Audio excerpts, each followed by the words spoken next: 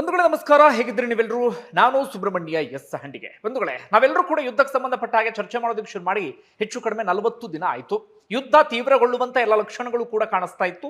ಅದರ ನಡುವೆ Donald Trump ಅಬ್ಬರಿಸಿ ಬೊಬ್ಬರಿದು ಬಿಟ್ಟಿದ್ರು, ಇರಾನ್ನ ನಾಗರಿಕತೆಯನ್ನೇ ಸರ್ವನಾಶ ಮಾಡಾಕ ಬಿಡ್ತೀನಿ ಎನ್ನುವಂತ ರೀತಿಯಲ್ಲಿ.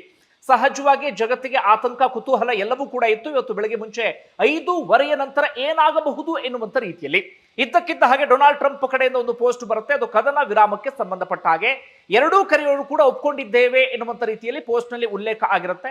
ಅದಾದ ನಂತರ ಇರಾನ್ ಕೂಡ ಅದನ್ನ ಕನ್ಫರ್ಮ್ ಮಾಡುತ್ತೆ. ಪಾಕಿಸ್ತಾನ ಮಧ್ಯಸ್ಥಿಕೆಯನ್ನು ವಹಿಸಿದೆ ಅಂತ ಒಂದು ಕಡೆಯಿಂದ ಡೊನಾಲ್ಡ್ ಟ್ರಂಪ್ ಹೇಳಿದ್ರೆ, ಮತ್ತೊಂದು ಕಡೆಯಿಂದ ಇರಾನ್ ಕೂಡ ಅದೇ ಮಾತನ್ನ ಹೇಳುತ್ತೆ. ಪಾಕಿಸ್ತಾನದ ಮಧ್ಯಸ್ಥಿಕೆಗೆ ಸಂಬಂಧಪಟ್ಟಾಗಿಯೂ ಕೂಡ ಸಾಕಷ್ಟು ಚರ್ಚೆ ಆಗ್ತಾ ಇದೆ.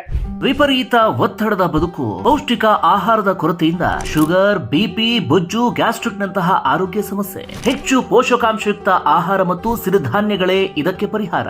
ಮಿಲ್ಲೆಟ್ಸ್ ಚೂರ್ಣಂ ಇಂದಿನ ವೇಗದ ಬದುಕಿಗೆ ಪುರಾತನ ಪೋಷಣೆಯ ಶಕ್ತಿ. ಇದು ಸಿರಿಧಾನ್ಯ, ಡ್ರೈ ಫ್ರೂಟ್ಸ್, ಮೊಳಕೆ ಕಾಳುಗಳು, ಧಾನ್ಯ ಮತ್ತು ಸೀಡ್ಸ್ ಇಂದ ಸಮೃದ್ಧವಾಗಿದೆ. ಬನ್ನಿ ಮತ್ತೆ ಸಾಂಪ್ರದಾಯಿಕ ಸಿರಿಧಾನ್ಯಗಳಿಗೆ ಮರಳೋಣ. ಆರ್ಡರ್ ಮಾಡಲು ಡಿಸ್ಕ್ರಿಪ್ಷನ್ ಬಾಕ್ಸ್ ಮತ್ತು ಪಿನ್ಡ್ ಕಾಮೆಂಟ್ ನಲ್ಲಿ ಲಿಂಕ್ ಇದೆ. ಅಂತಿಮವಾಗಿ 2 ವಾರಗಳ ಕಾಲ ಕದನ ವಿರಾಮ ಇದೀಗ ಘೋಷಣೆ ಆಗಿದೆ. ಸ್ವಲ್ಪ ದಿನಗಳಲ್ಲಿ ಅಧಿಕೃತವಾದಂತ ಮಾತುಕತೆ ಎಲ್ಲವೂ ಕೂಡ ಶುರುವಾಗುತ್ತೆ. ಅದು ಯಾವ ಹಂತಕ್ಕೆ ಹೋಗಿ ತಲುಪುತ್ತೆ ಅನ್ನೋದನ್ನ ಕಾದು ನೋಡಬೇಕಾಗಿದೆ. ಇನ್ನೊಂದು ಕಡೆಯಿಂದ ಕದನ ವಿರಾಮ ಕಾಗದಕ್ಕೆ ಮಾತ್ರ ಸೀಮಿತ ಆಗುತ್ತಾ ಅಥವಾ ಕಾರ್ಯರೂಪಕ್ಕೆ ನಿಜವಾಗ್ಲೂ ಬರುತ್ತಾ ಅನ್ನೋದನ್ನ ಕಾದು ನೋಡೋದಿಕ್ಕೆ ಇನ್ನೊಂದು ದಿನ ಟೈಮ್ ಬೇಕಾಗಬಹುದು. ನೋಡೋಣ ಏನಾಗುತ್ತೆ ಅದಕ್ಕೆ ಸಂಬಂಧಪಟ್ಟ ಹಾಗೆ ಅಂತ. ಇದರೊಡನೆ ಬಹಳ ಚರ್ಚೆ ಆಗ್ತಿರುವಂತ ವಿಚಾರ ಅಂದ್ರೆ, ಯುದ್ಧದಲ್ಲಿ ಹಾಗಾದ್ರೆ ಗೆದ್ದವರು ಯಾರು ಎನ್ನುವಂತ ರೀತಿಯಲ್ಲಿ ಅಮೆರಿಕ ಅಂದುಕೊಂಡಿದ್ದನ್ನ ಹಾಗಾದ್ರೆ ಸಾಧಿಸ್ತಾ ಎನ್ನುವಂತ ರೀತಿಯಲ್ಲೂ ಚರ್ಚೆ ನಡೀತಾ ಇದೆ. ಅಮೆರಿಕ ಕ್ಲೈಮ್ ಮಾಡ್ತಾ ಇರೋದೇನು, ನಾವೇ ಗೆದ್ವಿ ಎನ್ನುವ ರೀತಿಯಲ್ಲಿ ಡೊನಾಲ್ಡ್ ಟ್ರಂಪ್ ಹೇಳಿಕೆ ಅದೇ ಮಾದರಿಯಲ್ಲಿ ಇರುತ್ತೆ. ಇನ್ನೊಂದು ಕಡೆಯಿಂದ ಇರಾನ್ ಏನ್ ಹೇಳ್ತಾ ಇದೆ, ಇಲ್ಲ ಇಲ್ಲ ಯುದ್ಧದಲ್ಲಿ ಗೆದ್ದಂಥವ್ರು ನಾವು, ಅಮೆರಿಕವನ್ನ ಬಗ್ಗಿಸುವಲ್ಲಿ ಯಶಸ್ವಿಯಾದ್ವಿ ಅಂತ ಇರಾನ್ನ ಮಾಧ್ಯಮಗಳು ಅದನ್ನೇ ಹೇಳ್ತಾ ಇದ್ದಾವೆ. ಇರಾನ್ನ ಪ್ರಮುಖ ನಾಯಕರು ಕೂಡ ಪರೋಕ್ಷವಾಗಿ ಅದನ್ನೇ ಹೇಳ್ತಾ ಇದ್ದಾರೆ. ಸ್ವತಃ ಅಧ್ಯಕ್ಷರಾಗಿರುವಂತಹ ಮಸೂದ್ ಪೆಜೆಶ್ಕಿಯಾನ್ ಬಾಯಲ್ಲೂ ಕೂಡ ಪರೋಕ್ಷವಾಗಿ ಅದೇ ರೀತಿಯಾದಂತ ಮಾತುಗಳೆಲ್ಲವೂ ಕೂಡ ಕೇಳಿ ಬರ್ತಾ ಇದೆ. ಹಾಗಾದ್ರೆ ನಿಜಕ್ಕೂ ಗೆದ್ದಂಥವ್ರು ಯಾರು? ಒಂದಷ್ಟು ವಿಚಾರವನ್ನ ಗಮನಿಸ್ತಾ ಹೋಗೋಣ. ಹಾಗಾದ್ರೆ ಅಮೆರಿಕ ಅಂದುಕೊಂಡಿದ್ದನ್ನ ನಿಜವಾಗ್ಲೂ ಸಾಧಿಸಿ ಬಿಡ್ತಾ ಅಂತ ಹೇಳಿ ಬಂಧುಗಳೇ, ಒಂದೇ ಮಾತಲ್ಲಿ ಹೇಳಬಹುದಾದರೆ ಅಮೆರಿಕ ಅಂದುಕೊಂಡಿದ್ದನ್ನ ಈ ಯುದ್ಧದಲ್ಲಿ ಏನನ್ನೂ ಕೂಡ ಸಾಧಿಸಿದ ರೀತಿಯಲ್ಲಿ ಕಾಣಿಸ್ತಾ ಇಲ್ಲ.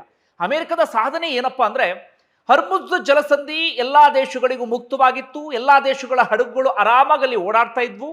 ಆದ್ರೆ ಯುದ್ಧವನ್ನ ಶುರು ಮಾಡಿ ಡೊನಾಲ್ಡ್ ಟ್ರಂಪ್ ಹರ್ಮುಜ್ ಜಲಸಂಧಿಯನ್ನ ಕ್ಲೋಸ್ ಆಗುವಂತೆ ಮಾಡಿದ್ರು. ಅದಾದ ಬಳಿಕ ಇದೀಗ ಹರಸಾಹಸ ಪಟ್ಟು ಒದ್ದಾಡಿ ಏನೇನೋ ಮಾಡಿ ಹರ್ಮುಜ್ ಜಲಸಂಧಿಯನ್ನ ಮತ್ತೊಮ್ಮೆ ಓಪನ್ ಮಾಡಿಸುವಲ್ಲಿ ಯಶಸ್ವಿಯಾಗಿದ್ದಾರೆ. ಇದಿಷ್ಟೇ ಡೊನಾಲ್ಡ್ ಟ್ರಂಪ್ ಸಾಧನೆ ಬಿಟ್ರೆ ಇನ್ನೇನು ಕೂಡ ಸಾಧನೆ ಇದ್ದ ರೀತಿಯಲ್ಲಿ ಕಾಣಿಸ್ತಾ ಇಲ್ಲ. ಒಂದು ವೇಳೆ ನಿಮ್ಮೆಲ್ಲರಿಗೂ ಕೂಡ ಗೊತ್ತಿದೆ ಅಮೆರಿಕದ ದುರಹಂಕಾರ, ಅಮೆರಿಕದ ಸೊಕ್ಕು, ಯಾವ್ಯಾವ ದೇಶಗಳ ಮೇಲೆ ಅವರು ದಂಡೆತ್ತಿ ಹೋಗಿದ್ದಾರೆ, ಯಾವ್ಯಾವ ದೇಶಗಳಿಂದ ಪೆಟ್ಟು ತಿಂದಿದ್ದಾರೆ, ಯಾವ್ಯಾವ ದೇಶಗಳ ವಿಚಾರದಲ್ಲಿ ಮೂಗು ತೂರಿಸಿದ್ದಾರೆ, ಎಲ್ರಿಗೂ ಗೊತ್ತಿರುವಂತ ಸಂಗತಿಗೆ. ಇವತ್ತಿಗೂ ಕೂಡ 80ಕ್ಕೂ ಅಧಿಕ ದೇಶಗಳಲ್ಲಿ ಸೇನಾ ನೆಲೆಯನ್ನ ಅಮೆರಿಕ ಹೊಂದಿದೆ. ಬೇರೆ ಬೇರೆ ದೇಶಗಳಲ್ಲಿ 2 ಲಕ್ಷಕ್ಕೂ ಅಧಿಕ ಅಮೆರಿಕನ್ ಸೈನಿಕರಿದ್ದಾರೆ. ಜಪಾನ್ನಲ್ಲೇ ಒಂದು 60,000 ಇದ್ರೆ, ದಕ್ಷಿಣ ಕೊರಿಯಾದಲ್ಲಿ ಹೆಚ್ಚು ಕಡಿಮೆ 45ರಿಂದ 50,000ದಷ್ಟು ಇದ್ದಾರೆ. ಒಟ್ಟಾರೆ ಇಡೀ ಜಗತ್ತಿನ ಮೇಲೆ ಹಿಡಿತವನ್ನ ಸಾಧಿಸೋಕೆ ಪ್ರಯತ್ನ ಪಡುವಂತ ದೇಶ ಅಂದ್ರೆ ಅಮೆರಿಕ. ಆಗಾಗ ಅಮೆರಿಕದ ಸೊಕ್ಕು ಇಳಿದಿದ್ದು ಕೂಡ ಇದೆ, ಅಮೆರಿಕದ ಅಹಂಕಾರಕ್ಕೆ ಪೆಟ್ಟು ಬಿದ್ದಿದ್ದು ಕೂಡ ಇದೆ. ಇರಾನ್ ನಡುವಿನ ಯುದ್ಧದಲ್ಲೂ ಕೂಡ ಹೆಚ್ಚು ಕಡಿಮೆ ಅಮೆರಿಕದ ಸೊಕ್ಕು, ಅಹಂಕಾರಕ್ಕೆ ಪೆಟ್ಟು ಬಿದ್ದಿದೆ ಅಂದ್ರೂ ಕೂಡ ತಪ್ಪಾಗ್ಲಿಕ್ಕಿಲ್ಲ. ಅಮೆರಿಕ ಅಂದುಕೊಂಡಿದ್ದೊಂದು, ಅಮೆರಿಕದ ಲೆಕ್ಕಾಚಾರ ಇದ್ದಿದ್ದೊಂದು, ಆದರೆ ಎಲ್ಲವೂ ಕೂಡ ಉಲ್ಟಾ ಪಲ್ಟಾ ಆಗೋಯ್ತು. ನಾವು ಆರಂಭದಿಂದಲೂ ಕೂಡ ಗಮನಿಸ್ತಾನೆ ಇದ್ದೇವೆ. ಅಮೆರಿಕದ ಲೆಕ್ಕಾಚಾರ ಹೇಗಿತ್ತು ಅಂದ್ರೆ, ಒಂದು 2 ದಿನಗಳಲ್ಲಿ ಇರಾನ್ ಶರಣಾಗಬಹುದು ಎನ್ನುವಂತ ರೀತಿಯಲ್ಲಿ. ಅಷ್ಟು ಮಾತ್ರ ಅಲ್ಲ, ಏನಾದ್ರೂ ಹೆಚ್ಚು ಕಡಿಮೆ ಆದ್ರೆ ನ್ಯಾಟೋ ರಾಷ್ಟ್ರಗಳು ನನ್ನ ಜೊತೆಗೆ ಬರಬಹುದು, ಮಿತ್ರ ರಾಷ್ಟ್ರಗಳು ನನ್ನ ಜೊತೆಗೆ ಬರಬಹುದು ಎನ್ನುವಂತ ರೀತಿಯಲ್ಲಿ. ಅದರ ಎಲ್ಲ ಲೆಕ್ಕಾಚಾರ ಉಲ್ಟಾ ಪಲ್ಟಾ ಆಯ್ತು. ಇರಾನ್ ಅದು ಎಷ್ಟರ ಮಟ್ಟಿಗೆ ಪ್ರತಿರೋಧವನ್ನ ಒಡ್ತು ಅಂದ್ರೆ ಅಮೆರಿಕ ಕನಸಿನಲ್ಲಿಯೂ ಕೂಡ ಊಹೆಯನ್ನ ಮಾಡಿರಲಿಲ್ಲ. ಈ ಮಾತು ನಾನು ಹೇಳ್ತಾ ಇಲ್ಲ, ಸ್ವತಃ ಡೊನಾಲ್ಡ್ ಟ್ರಂಪ್ ಒಮ್ಮೆ ಹೇಳಿಕೆಯನ್ನು ಕೊಟ್ಟಿದ್ದಾರೆ. ಇರಾನ್ನ ಶಕ್ತಿಯನ್ನ ನಾವು ಅಂದಾಜೆ ಮಾಡಿರಲಿಲ್ಲ, ಯಾವ ಎಕ್ಸ್ಪರ್ಟ್ಗಳು ಕೂಡ ಇದಕ್ಕೆ ಸಂಬಂಧಪಟ್ಟಾಗ ನಾವು ಮಾಹಿತಿ ಕೊಟ್ಟಿರಲಿಲ್ಲ ಅಂತ ಹೇಳಿ. ಇವರು ದಾಳಿ ಮಾಡ್ತಾ ಇದ್ದಾಗೆ ಆ ಕಡೆ ಗಲ್ಫ್ ರಾಷ್ಟ್ರಗಳ ಮೇಲೆ ಇರಾನ್ ಮಿಸೈಲು, ಇನ್ನೊಂದು ಕಡೆಯಿಂದ ಡ್ರೋನ್ಸ್ ಅಟ್ಯಾಕ್ ಕಂಟಿನ್ಯೂಸ್ ಮಾಡೋದಕ್ಕೆ ಶುರು ಮಾಡಿಬಿಡ್ತು. ಕೊನೆಗೆ ಯಾವ ಹಂತಕ್ಕೆ ಬಂದು ಬಿಡ್ತು ಅಂದ್ರೆ, ಈ ಡೊನಾಲ್ಡ್ ಟ್ರಂಪ್ ಕದನ ವಿರಾಮದ ಮಾತನ್ನ ಮತ್ತೆ ಮತ್ತೆ ಆಡ್ತಾ ಇದ್ರು ಕೂಡ ಇರಾನ್ ಒಪ್ಕೊಳ್ತಾನೆ ಇರಲಿಲ್ಲ. ಮತ್ತೊಂದು ಡೊನಾಲ್ಡ್ ಟ್ರಂಪ್ ಅಬ್ಬರಿಸಿ ಬೊಬ್ಬಿರ್ತಾ ಇದ್ರಲ್ಲ, ನಾವು ಅಷ್ಟು ಶಕ್ತಿಶಾಲಿ, ಎಷ್ಟು ಶಕ್ತಿಶಾಲಿ ಎನ್ನುವ ರೀತಿಯಲ್ಲಿ ಒಂದಷ್ಟು ಅಮೆರಿಕದ ಫೈಟರ್ ಜೆಟ್ಗಳನ್ನೇ ಇರಾನ್ ಹೊಡೆದುರುಳಿಸಿ ಬಿಡ್ತು. ಅಷ್ಟರ ಮಟ್ಟಿಗೆ ಅಮೆರಿಕ ಹಂತವಾಗಿ ಪೆಟ್ಟು ತಿನ್ನೋದಕ್ಕೆ ಶುರುವಾಗ್ಬಿಡ್ತು. ಇನ್ನು ಹೇಳ್ತಾ ಹೋದ್ರೆ ಆ ವಿಚಾರದಲ್ಲಿ ಸಾಕಷ್ಟು ನಾವು ಮಾತಾಡ್ತಾ ಹೋಗ್ಬೋದಾಗಿದೆ. ಹಾಗೆ ಇರಾನ್ ಇಟ್ಕೊಂಡಂತ ಒಂದು ಚೋಕ್ ಪಾಯಿಂಟ್ ಯಾವುದು ಅಂದ್ರೆ ಹರ್ಮುಜ್ ಜಲಸಂಧಿ. ಅದೊಂದು ಹರ್ಮುಜ್ ಜಲಸಂಧಿ ಇಲ್ಲ ಅಂತ ಆಗಿದ್ರೆ ಅಮೆರಿಕ ಇರಾನ್ನ ಆರಾಮಾಗಿ ಬಗ್ಗು ಬಡಿತಾ ಇತ್ತೇನೋ. ಆದ್ರೆ ಅದೊಂದು ಹರ್ಮುಜ್ ಜಲಸಂಧಿಯ ಕಾರಣಕ್ಕಾಗಿ ಇಡೀ ಜಗತ್ತಿನಲ್ಲಿ ತೈಲ ತಲ್ಲಣ ಸೃಷ್ಟಿಯಾಗುವ ರೀತಿಯಲ್ಲಿ ಇರಾನ್ ಮಾಡುವಲ್ಲಿ ಯಶಸ್ವಿಯಾಯಿತು. ಆ ಕಾರಣಕ್ಕಾಗಿ ಅಮೆರಿಕದ ಮೇಲೆ ಇಡೀ ಜಗತ್ತು ಒತ್ತಡ ಹೇರುವಂತೆ ಮಾಡುವಲ್ಲೂ ಕೂಡ ಇರಾನ್ ಯಶಸ್ವಿ ಆಗಿಬಿಡ್ತು. ಈಗ ಅಮೆರಿಕದ ವಿಚಾರಕ್ಕೆ ಬರೋಣ. ಸಾಧಿಸಿಕೊಂಡಿದ್ದನ್ನ ಸಾಧಿಸುವಲ್ಲಿ ಯಶಸ್ವಿ ಆಯ್ತಾ? ಅಮೆರಿಕ ಅಂದುಕೊಂಡಿದ್ದೇನು? ಒಂದು ಆಡಳಿತವನ್ನ ಬದಲಾಯಿಸಬೇಕು ಅಂತ, ಮತ್ತೊಂದು ಇರಾನ್ ಪರಮಾಣು ಸಂಗ್ರಹವನ್ನ ಮಾಡ್ತಾ ಇದೆ, ಅದನ್ನು ನಿಷ್ಕ್ರಿಯಗೊಳಿಸಬೇಕು ಅಂತ ಹೇಳಿ, ಮತ್ತೊಂದು ಅವರು ಖಂಡಾಂತರ ಕ್ಷಿಪಣಿ ಎಲ್ಲವೂ ಕೂಡ ಹೆಚ್ಚೆಚ್ಚು ಇದು ಮಾಡ್ತಾ ಇದ್ದಾರೆ, ಅದನ್ನು ಕೂಡ ಸಂಪೂರ್ಣವಾಗಿ ನಿಷ್ಕ್ರಿಯಗೊಳಿಸಬೇಕು ಅಂತ ಹೇಳಿ, ಮಧ್ಯಪ್ರಾಚ್ಯದಲ್ಲಿ ಇರಾನ್ ಅನ್ನ ಕಂಪ್ಲೀಟ್ ಆಗಿ ಮೂಲೆಗುಂಪು ಮಾಡಬೇಕು ಅಂತ ಹೇಳಿ, ಮತ್ತೊಂದು ತಾನು ಅಂದುಕೊಂಡಂತವರನ್ನ ಆಡಳಿತಕ್ಕೆ ತರಬೇಕು ಅಂತ ಹೇಳಿ ಅಮೆರಿಕ ಅಂದುಕೊಳ್ತು. ಅದೇ ರೀತಿಯಾಗಿ ಹರ್ಮುಜ್ ಜಲಸಂಧಿಯನ್ನ ಇರಾನ್ ಕಂಟ್ರೋಲ್ ಮಾಡೋದಕ್ಕೆ ಶುರು ಮಾಡ್ಕೊಂಡ್ಮೇಲೆ ಆ ಹರ್ಮುಜ್ ಜಲಸಂಧಿ ಮೇಲೆ ನಾನು ಕಂಟ್ರೋಲ್ ಇಟ್ಕೊಳ್ಬೇಕು ಅಂತ ಪ್ರಯತ್ನವನ್ನ ಪಡ್ತು.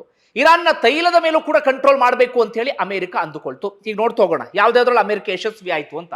ಆಡಳಿತವನ್ನ ಬದಲಾಯಿಸೋದಿಕ್ಕೆ ಅಮೆರಿಕಗೆ ಸಾಧ್ಯ ಆಯ್ತಾ? ಇಲ್ವೇ ಇಲ್ಲ. ಹೌದು, ಖಮೇನಿಯ ಹತ್ಯೆಯನ್ನೇನೋ ಅಮೆರಿಕ ಮಾಡ್ತು, ಆದ್ರೆ ಪರಿಸ್ಥಿತಿ ಎಲ್ಲಿಗೆ ಬಂತು ಅಂದ್ರೆ, ಯಾವ ನಾಯಕನನ್ನ ಹತ್ಯೆಯನ್ನ ಮಾಡ್ತು ಅಮೆರಿಕ, ಅದೇ ನಾಯಕನ ಮಗ ಮುಜ್ತಬಾ ಖಮೇನಿಯನ್ನೇ ಅಲ್ಲಿ ಸರ್ವೋಚ್ಚ ನಾಯಕನನ್ನಾಗಿ ಆಯ್ಕೆ ಮಾಡಲಾಯಿತು. ಆದ್ರೆ ಅಮೆರಿಕದ ಕೈಯಲ್ಲಿ ಏನೂ ಮಾಡಿಕೊಳ್ಳೋದಿಕ್ಕೆ ಸಾಧ್ಯ ಆಗ್ಲಿಲ್ಲ. ಅಮೆರಿಕಗೆ ಇದಕ್ಕಿಂತ ದೊಡ್ಡ ಮುಖಭಂಗ ಇನ್ನೊಂದಿರೋದಿಕ್ಕೆ ಸಾಧ್ಯವೇ ಇಲ್ಲ. ಪ್ರತಿ ದೇಶಗಳ ವಿಚಾರದಲ್ಲೂ ಮೂಗು ತೂರಿಸುವಂತಹ ಸೊಕ್ಕಿನ ರಾಷ್ಟ್ರ, ಅಹಂಕಾರದ ರಾಷ್ಟ್ರ ಅಮೆರಿಕಾಗೆ ಏನೂ ಮಾಡ್ಕೊಳ್ಳೋಕೆ ಸಾಧ್ಯ ಆಗಲಿಲ್ಲ. ಖಮೇನಿಯ ಮಗನನ್ನೇ ಸರ್ವೋಚ್ಚ ನಾಯಕನಾಗಿ ಆಯ್ಕೆ ಮಾಡಿ ಅವರು ಮುಸಿ ಮುಸಿ ನಗೋದಿಕ್ಕೆ ಶುರು ಮಾಡ್ಕೊಂಡ್ರು. ಏನು ಮಾಡ್ತೀರಾ ಮಾಡಿ ಬನ್ನಿ ಎನ್ನುವಂಥ ರೀತಿಯಲ್ಲಿ. ಡೊನಾಲ್ಡ್ ಟ್ರಂಪ್ ಮುಜ್ತಬಾ ಖಮೇನಿ ಹತ್ಯೆ ಆಗಿದೆ, ಮತ್ತೊಂದು ಮಗದೊಂದು ಅಂತ ಹೇಳ್ಕೊಂಡು ಓಡಾಡಿದ್ದು ಬಿಟ್ರೆ ಇನ್ನೇನು ಮಾಡೋದಕ್ಕೆ ಸಾಧ್ಯ ಆಗಲಿಲ್ಲ. ಅಷ್ಟು ಮಾತ್ರ ಅಲ್ಲ, ಅಮೆರಿಕ ಇಸ್ರೇಲ್ ಜಂಟಿ ದಾಳಿಯಲ್ಲಿ ಅವರ ಪ್ರಮುಖ ನಾಯಕರನ್ನ ಹತ್ಯೆ ಮಾಡಲಾಯಿತು. ಆದರೂ ಕೂಡ ಮತ್ತೆ ಮತ್ತೆ ನಾಯಕರು ಹುಡ್ಕೊಳ್ಳೋದಕ್ಕೆ ಶುರುವಾಗಿಬಿಟ್ರು. ಅಲ್ಲಿ IRGC ಇದೆಯಲ್ಲ, ಅದು ತೀವ್ರವಾದಂತಹ ಪ್ರತಿರೋಧವನ್ನು ಒಡ್ಡುವಲ್ಲೂ ಕೂಡ ಯಶಸ್ವಿಯಾಯಿತು. ಅಮೆರಿಕಗೆ ಏನೂ ಮಾಡ್ಕೊಳ್ಳೋಕೆ ಸಾಧ್ಯ ಆಗಲಿಲ್ಲ. ಪರಮಾಣು ವಿಚಾರಕ್ಕೆ ಸಂಬಂಧಪಟ್ಟ ಹಾಗೆ ನಾವೆಲ್ಲವನ್ನು ನಾಶ ಮಾಡಿದ್ದೇವೆ ಅಂತ ಹೇಳ್ತಾ ಇದ್ದಾರೆ ಬಿಟ್ರೆ, ಆ ವಿಚಾರದಲ್ಲೂ ಕೂಡ ಕಂಟ್ರೋಲ್ಗೆ ತೆಗೆದುಕೊಳ್ಳೋದಿಕ್ಕೆ ಅಮೆರಿಕಗೆ ಸಾಧ್ಯ ಆಗಲಿಲ್ಲ. ಖಂಡಾಂತರ ಕ್ಷಿಪಣಿ ವಿಚಾರದಲ್ಲೂ ಏನೂ ಮಾಡ್ಲಿಕ್ಕೆ ಆಗಲಿಲ್ಲ. ತಾನು ಅಂದುಕೊಂಡಂತವ್ರನ್ನ ಅಲ್ಲಿ ಆಡಳಿತದಲ್ಲಿ ಕೂರಿಸೋದಿಕ್ಕೂ ಸಾಧ್ಯ ಆಗಲಿಲ್ಲ. ಮಧ್ಯಪ್ರಾಚ್ಯದಲ್ಲಿ ಮೂಲೆಗುಂಪು ಮಾಡೋದಕ್ಕೂ ಕೂಡ ಸಾಧ್ಯ ಆಗಲಿಲ್ಲ. ಹರ್ಮುಜ್ ಜಲಸಂಧಿಯನ್ನ ಕಂಟ್ರೋಲ್ಗೆ ತೆಗೆದುಕೊಳ್ಳೋಕ್ಕೂ ಆಗಲಿಲ್ಲ. ತೈಲ ಬಾವಿಗಳ ಮೇಲೆ ನಿಯಂತ್ರಣವನ್ನ ಸಾಧಿಸೋಕ್ಕೂ ಕೂಡ ಅಮೆರಿಕಾಗೆ ಸಾಧ್ಯ ಆಗಲೇ ಇಲ್ಲ. ಹಾಗಾದ್ರೆ ಅಮೆರಿಕ ಕಳ್ಕೊಂಡಿದ್ದೇನು? ಮೊಟ್ಟ ಮೊದಲನಾಗಿ ಗಲ್ಫ್ ರಾಷ್ಟ್ರಗಳ ವಿಶ್ವಾಸವನ್ನ ಕಳೆದುಕೊಂಡು ಬಿಡ್ತು. ಗಲ್ಫ್ ರಾಷ್ಟ್ರಗಳಿಗೆ ಅಮೆರಿಕ ಹೇಳಿತ್ತು, ನಾನು ನಿಮಗೆ ಸಂಪೂರ್ಣ ರಕ್ಷಣೆಯನ್ನ ಕೊಡ್ತೀನಿ ಅಂತ ಹೇಳಿ. ಯಾವ್ದ್ಯಾವುದು? ಈ ದುಬೈ, ಶಾರ್ಜಾ, ಅಬುದಾಬಿ ಇರುವಂತ UAE, ಸೌದಿ ಅರೇಬಿಯಾ, ಕುವೈತು, ಬಹ್ರೇನು ಇಂಥ ರಾಷ್ಟ್ರಗಳಿಗೆ, ಕತಾರು ಇಂಥ ರಾಷ್ಟ್ರಗಳಿಗೆ. ಆದ್ರೆ ಯಾವ ರಾಷ್ಟ್ರಗಳನ್ನ ಶ್ರೀಮಂತ ರಾಷ್ಟ್ರಗಳು ಅಂತ ಕರಿತಾ ಇದ್ವೋ, ಯಾವ ರಾಷ್ಟ್ರಗಳು ತುಂಬಾ ಸೇಫ್ ಅಂತ ಕರಿತಾ ಇದ್ವೋ, ಇದೀಗ ಆ ರಾಷ್ಟ್ರಗಳ ಮೇಲೂ ದಾಳಿ ಆದಂತ ಕಾರಣಕ್ಕಾಗಿ ಆ ರಾಷ್ಟ್ರಗಳು ಸೇಫ್ ಅಲ್ಲ ಎನ್ನುವಂತ ಮನಸ್ಥಿತಿ ಇವತ್ತು ಜಗತ್ತಿಗೆ ಬರುವಂತೆ ಮಾಡಿದ್ದು ಇದೇ ಅಮೆರಿಕ. ಅಂದ್ರೆ ಮೊದಲು ಅಮೆರಿಕ ಕಳ್ಕೊಂಡಿದ್ದು ಗಲ್ಫ್ ರಾಷ್ಟ್ರಗಳ ವಿಶ್ವಾಸ, ಮತ್ತೊಂದು ಅಮೆರಿಕ ಅತ್ಯಂತ ಬಲಿಷ್ಠ ರಾಷ್ಟ್ರ ಎನ್ನುವಂತ ಹಣೆಪಟ್ಟಿ ಇತ್ತಲ್ಲ, ಯಾರನ್ನು ಏನು ಬೇಕಾದ್ರೂ ಮಾಡುತ್ತೆ ಎನ್ನುವಂತ ಮನಸ್ಥಿತಿ ಇತ್ತಲ್ಲ ಎಲ್ರಿಗೂ, ಆ ಹಣೆಪಟ್ಟಿಯನ್ನು ಕೂಡ ಇವತ್ತು ಅಮೆರಿಕ ಕಳ್ಕೊಳ್ಳುವಂತ ಪರಿಸ್ಥಿತಿ ಎದುರಾಗಿ ಬಿಡ್ತು. ಮತ್ತೊಂದು ಅಮೆರಿಕದ ಫೈಟರ್ ಜೆಟ್ಗಳಿಗೆ ಸಂಬಂಧಪಟ್ಟ ಹಾಗೆ ಅವ್ರನ್ನ ಹೊಡೆಯಕ್ಕೆ ಯಾರೂ ಸಾಧ್ಯ ಇಲ್ಲ ಎನ್ನುವಂತ ಮಾತುಗಳಿತ್ತಲ್ಲ, ಅದೇ ಅಮೆರಿಕದ ಫೈಟರ್ ಜೆಟ್ F-15E ಅನ್ನ ಇರಾನ್ ಆರಾಮಾಗಿ ಹೊಡೆದುರುಳಿಸಿ ಬಿಡ್ತು. ಈ ರೀತಿಯಾಗಿ ಅಮೆರಿಕ ಪಡೆದುಕೊಂಡಿದ್ದಕ್ಕಿಂತ ಕಳೆದುಕೊಂಡಿದ್ದೇ ಜಾಸ್ತಿ. ಸ್ವತಃ ಡೊನಾಲ್ಡ್ ಟ್ರಂಪ್ ಕದನ ವಿರಾಮಕ್ಕೆ ಮತ್ತೆ ಮತ್ತೆ ಮನವಿ ಮಾಡುವಂತ ಪರಿಸ್ಥಿತಿ ಎದುರಾಗ್ಬಿಡ್ತು. ಇದೆಲ್ಲ ಒಂದು ಕಡೆಯಿಂದ ಆಯ್ತಲ್ಲ. ಮತ್ತೊಂದು, ಈಗ ಅಮೆರಿಕ ಏನೋ ಅರ್ಧದಲ್ಲಿ ಯುದ್ಧವನ್ನ ಕೈಬಿಟ್ಟು ಓಡಿ ಹೋಗ್ತಾ ಇದೆ. ಆದ್ರೆ ಗಲ್ಫ್ ರಾಷ್ಟ್ರಗಳ ಪರಿಸ್ಥಿತಿ, ಈಗ ಅಮೆರಿಕ ಗಲ್ಫ್ ರಾಷ್ಟ್ರಗಳನ್ನ ಬಳಸಿಕೊಂಡು ಅಲ್ಲಿ ಸೇನಾನೆಲೆಯನ್ನ ಸ್ಥಾಪಿಸಿ ಅಲ್ಲಿಂದಲೇ ಇರಾನ್ ಮೇಲೆ ದಾಳಿಯನ್ನ ಮಾಡಿದೆ. ಈಗ ಅಲ್ಲಿಂದ ಎಸ್ಕೇಪ್ ಆಗ್ತಾ ಇದೆ ಅಮೆರಿಕ. ಈಗ ಇರಾನ್ಗೆ ಗಲ್ಫ್ ರಾಷ್ಟ್ರಗಳ ಮೇಲೆ ಸಿಟ್ಟಿದೆ. ಯಾವಾಗ ಬೇಕಾದ್ರೂ ಗಲ್ಫ್ ರಾಷ್ಟ್ರಗಳ ಮೇಲೆ ಇರಾನ್ ದಾಳಿ ಮಾಡುವಂತ ಸಾಧ್ಯತೆ ಇದೆ. ಯಾಕಂದ್ರೆ ಇರಾನ್ ಈಗ ಸಂಪೂರ್ಣವಾಗಿ ಯಾರ ವಶದಲ್ಲಿ ಇದೆ ಅಂದ್ರೆ, ಅಲ್ಲಿನ ತುಂಬಾ ಅಗ್ರೆಸಿವ್ ಸೇನೆ ಅಂತ ಯಾವ್ದನ್ನ ಕರಿತೀವಿ IRGC, ಆ IRGCಯ ತೆಕ್ಕೆಯಲ್ಲಿ ಇವತ್ತು ಇರಾನ್ ಇದೆ. IRGC ದಾಳಿಯನ್ನ ಮಾಡೋದಕ್ಕೆ ಹಿಂದೆ ಮುಂದೆ ನೋಡೋದಿಲ್ಲ. ಸದಾಕಾಲ ಯುದ್ಧದ ಉತ್ಸಾಹದಲ್ಲಿ ಇರುವಂತವ್ರು IRGC. ಅದನ್ನು ಕೂಡ ನಾವಿಲ್ಲಿ ಗಮನಿಸಬೇಕಾಗತ್ತೆ. ಈ ರೀತಿಯಾಗಿ ಅಮೆರಿಕ ಕೈಕೊಟ್ಟು ಓಡಿ ಹೋಗ್ಬಿಡ್ತು. ಮತ್ತೊಂದು, ಇರಾನ್ನ 10 ಷರತ್ತುಗಳಿದ್ದಾವಲ್ಲ, ಸಾಮಾನ್ಯವಾದಂಥ ಷರತ್ತುಗಳಲ್ಲ. ನಮ್ಮ ಮೇಲೆ ದಾಳಿ ಮಾಡಬಾರ್ದು, ನಮ್ಮ ಮಿತ್ರ ರಾಷ್ಟ್ರಗಳ ಮೇಲೆ ದಾಳಿ ಮಾಡಬಾರ್ದು, ಅಂದ್ರೆ ಲೆಬನಾನು, ಯಮನ್ ಇಂಥ ರಾಷ್ಟ್ರಗಳ ವಿಚಾರದಲ್ಲಿ. ಅದೇ ರೀತಿಯಾಗಿ ಹರ್ಮುಜ್ ಜಲಸಂಧಿ ಮೇಲೆ ನಮಗೆ ಕಂಟ್ರೋಲ್ ಕೊಡಬೇಕು, ನಮ್ಮ ಮೇಲಿದ್ದಂಥ ನಿರ್ಬಂಧವನ್ನು ತೆರವುಗೊಳಿಸಬೇಕು, ಅಣ್ವಸ್ತ್ರಗಳ ವಿಚಾರದಲ್ಲೂ ಕೂಡ ಒಂದು ನಿರ್ಧಾರವನ್ನು ತೆಗೆದುಕೊಳ್ಬೇಕು. ಈ ರೀತಿಯಾಗಿ ಇರಾನ್ ಷರತ್ತುಗಳನ್ನು ವಿಧಿಸಿದೆ. ಈಗ ಡೊನಾಲ್ಡ್ ಟ್ರಂಪ್ ಹೇಳ್ತಿದ್ದಾರೆ, ಓಕೆ, ಆ ಷರತ್ತುಗಳು ಮಾತನಾಡೋದಕ್ಕೆ ಅರ್ಹ ಇದ್ದಾವೆ, ಚರ್ಚೆ ಮಾಡೋದಕ್ಕೆ ಅರ್ಹ ಇದ್ದಾವೆ ಅಂತ ಹೇಳಿ. ಅಲ್ಲಿ ಗೆದ್ದಂಥವ್ರು ಯಾರು? ನೀವೇ ಡಿಸೈಡ್ ಮಾಡಿ, ನೀವೇ ಯೋಚನೆ ಮಾಡಿ. ಅಮೆರಿಕ ಗೆಲ್ತಾ ಅಥವಾ ಇರಾನ್ ಗೆಲ್ತಾ ಎನ್ನುವಂಥ ರೀತಿಯಲ್ಲಿ ಇರಾನ್ನ ಷರತ್ತುಗಳಿಗೆ ಇವತ್ತು ಅಮೆರಿಕ ಒಪ್ಕೊಳ್ಳುವಂಥ ಪರಿಸ್ಥಿತಿ ಎದುರಾಗಿಬಿಟ್ಟಿದೆ. ಇನ್ನೊಂದು ಪ್ರಮುಖವಾದಂಥ ವಿಚಾರ ಅಂದ್ರೆ, ಇಲ್ಲಿವರೆಗೆ ಹರ್ಮುಜ್ ಜಲಸಂಧಿ ಮೇಲೆ ಯಾರು ಕಂಟ್ರೋಲ್ ಅನ್ನ ಇಟ್ಕೊಂಡಿರ್ಲಿಲ್ಲ. ಪಕ್ಕದಲ್ಲಿ ಇರಾನ್ ಮತ್ತೆ ಓಮನ್ ರಾಷ್ಟ್ರಗಳು ಇದ್ದರೂ ಕೂಡ ಕಂಟ್ರೋಲ್ ಅಂತ ಇರಲಿಲ್ಲ. ಅದು ಅಂತಾರಾಷ್ಟ್ರೀಯ ಸಮುದ್ರ ಮಾರ್ಗ ಆಗಿತ್ತು, ಎಲ್ಲರೂ ಕೂಡ ಆರಾಮಾಗಿ ಓಡಾಡ್ತಾ ಇದ್ರು. ಆದ್ರೆ ಅಮೆರಿಕದ ದಾಳಿಯಿಂದ ಆಗಿದ್ದೇನಪ್ಪಾ ಅಂದ್ರೆ ಇವತ್ತು ಹರ್ಮುಜ್ ಜಲಸಂಧಿ ಇರಾನ್ ಕಂಟ್ರೋಲ್ಗೆ ಬಂದು ಬಿಟ್ಟಿದೆ. ಈಗ ಇರಾನ್ ಹೇಳ್ತಾ ಇದೆ ನಾವು ಟೋಲನ್ನ ಸಂಗ್ರಹ ಮಾಡ್ತೀವಿ ಎನ್ನುವಂತ ರೀತಿಯಲ್ಲಿ. ಹೀಗಾಗಿ ಈ ಅಮೆರಿಕದಿಂದ ಇವತ್ತು ಇಡೀ ಜಗತ್ತಿಗೆ ತಲೆನೋವಾಗುವಂತ ಪರಿಸ್ಥಿತಿ ಎದುರಾಗಿ ಬಿಟ್ಟಿದೆ. ಮತ್ತೊಮ್ಮೆ ಹೇಳ್ತಾ ಇದ್ದೀನಿ, ಗೆದ್ದವರು ಯಾರು ಅಂತ ನಾನು ನೇರವಾಗಿ ಹೇಳೋದಿಲ್ಲ. ನೀವೇ ಯೋಚನೆಯನ್ನ ಮಾಡಿ, ಈ ಯುದ್ಧದಲ್ಲಿ ಗೆದ್ದವರು ಯಾರು, ಈ ಯುದ್ಧದಲ್ಲಿ ತೀವ್ರ ಮುಖಭಂಗವನ್ನ ಅನುಭವಿಸಿದಂಥವ್ರು ಯಾರು, ಈ ಯುದ್ಧದಲ್ಲಿ ಶರಣಾದವರು ಅಂದ್ರೆ ಯಾರು ಯಾರಿಗೆ ಶರಣಾದ್ರು ಅನ್ನೋದನ್ನ ನೀವೇ ಯೋಚನೆ ಮಾಡಿ. ಇಷ್ಟೆಲ್ಲ ಪಾಯಿಂಟ್ಸ್ಗಳನ್ನ ಅವಲೋಕಿಸಿ ಬಿಟ್ಟು ಒಟ್ಟಾರೆಯಾಗಿ ಅಮೆರಿಕ ಅಂದ್ಕೊಂಡಿದ್ದನ್ನ ಏನೂ ಸಾಧಿಸೋಕೆ ಸಾಧ್ಯ ಆಗಿಲ್ಲ. ಒಂದು ವೇಳೆ ನಿಮ್ಗೆ ಏನಿಸ್ತದೆ ಕಮೆಂಟ್ ಬಾಕ್ಸಲ್ಲಿ ಮೆನ್ಷನ್ ಮಾಡಿ. ಧನ್ಯವಾದ ವಿಡಿಯೋ ನೋಡಿದ್ದಕ್ಕಾಗಿ.